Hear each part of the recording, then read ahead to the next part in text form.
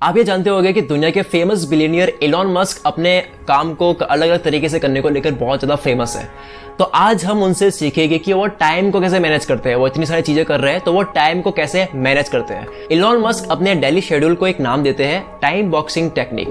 Time boxing technique का इस्तेमाल करके वो अपने टाइम को बहुत ज्यादा सेव करते हैं। इसमें क्या करते हैं वो सुनो। जैसे ही वो नींद से उठते हैं उनको केवल 5 मिनट लगते हैं अपने पूरे दिन में उनको क्या करना है उसको शेड्यूल करने में। तो शेड्यूल वो कैसे करते हैं वो सुनो। जैसे शावर के लिए 5 मिनट दे दिए, 20 मिनट रीडिंग के लिए दे दिए, 30 मिनट मीटिंग के लिए दे दिए। ऐसे ही वो छोटे छोटे ब्लॉक्स में अपने काम को बांट देते हैं टाइम वाइज। अब जैसे मान लो 30 मिनट दिए हैं उन्होंने मीटिंग को लेकर के, तो जैसे वो मीटिंग में बैठे हैं 30 मिनट जैसे ही कंप्लीट हुए वो दूसरे बॉक्स में एंटर हो जाएगा, चाहे मीटिंग अधूरी है या पूरी है। किसी भी काम को वो करते हैं वो चाहे वो पूरा हुआ ना हुआ वो दूसरे बॉक्स में एंटर कर जाते हैं। इसको बोलते हैं टाइम बॉक्सिंग टेक्निक, जिसको बहुत ज्यादा इस्तेमाल करते हैं और बिल गेट्स भी इसका काफी इस्तेमाल करते हैं। एलॉन मस्क इस टेक्निक के बारे में ये बोलते हैं कि इससे उनकी प्रोडक्टिविटी बहुत ज्यादा बढ़ जाती है। ऐसा होता भी कई बार कि हम टाइम बांट लेते हैं लेकिन बहुत ज्यादा टाइम दे देते हैं। तो टाइम बॉक्सिंग से आप अपने आप को कंट्रोल कर सकते हो कि मुझे 30 मिनट ही देने हैं। अब बात करते हैं मेरे दिल के काफी करीब स्टीव जॉब्स की, और उनसे हम क्या सीख सकते हैं। उनसे हम सीख सकते हैं परफेक्शन। स्टीव जॉब्स के बारे में ना केवल मैं बल्कि काफी सक्सेसफुल लोग भी ऐसा कहते हैं कि उनके जैसा विजनरी पर्सन ना शायद ऐसा अब तक आया है ना शायद आएगा। वो थोड़े से संकी एंटरप्रेन्योर थे, मतलब काम को लेकर के वो थोड़े संकी थे।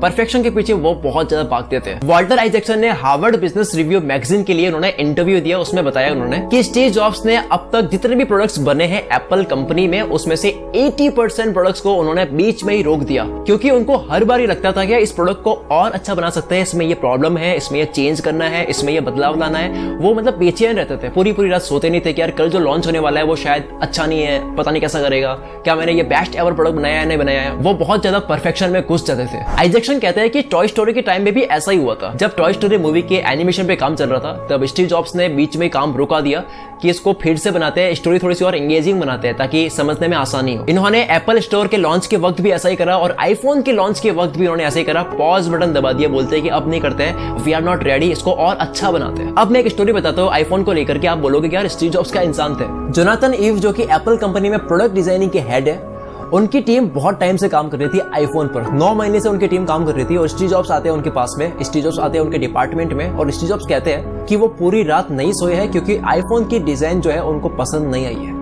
उन्होंने कह दिया कि यार डिजाइन जो है वो और अच्छी बन सकती है। डिजाइनर्स को बोल दिया कि डिजाइन जो है वो उनको पसंद नहीं आई है, शुरू से बनाते हैं पूरा। मतलब कि वो डिजाइन जिसके ऊपर 9 महीने से पूरी टीम लगी हुई है, वहां पे स्टीव जॉब्स ने कह दिया कि यार जीरो से पूरा शुरू से बनाते हैं, डिजाइन अच्छी नहीं है इसकी। तो वो कहने लगे कि न्यू डिजाइन पर काम करने के लिए वो वीकेंड की छुट्टी भी नहीं रखेंगे। इसके लिए एम्प्लॉयज को मोटिवेट करने के लिए उन्होंने क्या किया था, एम्प्लॉयज को उन्होंने कहा कि अगर आप वीकेंड की छुट्टी लेकर काम नहीं कर सकते, इतनी मेहनत अगर आप नहीं कर सकते, आईफोन की न्यू डिजाइन पर वर्क आप नहीं कर सकते, तो आप ये गन लो और मुझे शूट कर दो, खेल खत्म कर दो। इतने संगी तरीके से वो मोटिवेट कर देते हैं अपनी टीम को। ये कितना डिफिकल्ट है कि 9 महीने से काम कर रहे हैं किसी चीज पे और उसको जीरो से शुरू करना, इट्स वेरी डिफिकल्ट। मतलब 9 महीने बहुत ज्यादा होता है। जब स्टीव जॉब्स ने धमकी दी उसके बाद में टीम ही मान गई और वो काम करने के लिए राजी हो गई। टाइम मैनेजमेंट की बात हो गई, परफेक्शन की बात हो गई। अब हम बात करते हैं डिसिप्लिन की, जो कि हम सीखते हैं बिल गेट्स से और वॉरेन बफेट से। ये तो आपको ऑलरेडी पता ही होगा कि अगर आपको बिजनेस करना है, बिजनेसमैन बनना है, तो आप इंस्पिरेशन ले सकते हो बिल गेट्स से।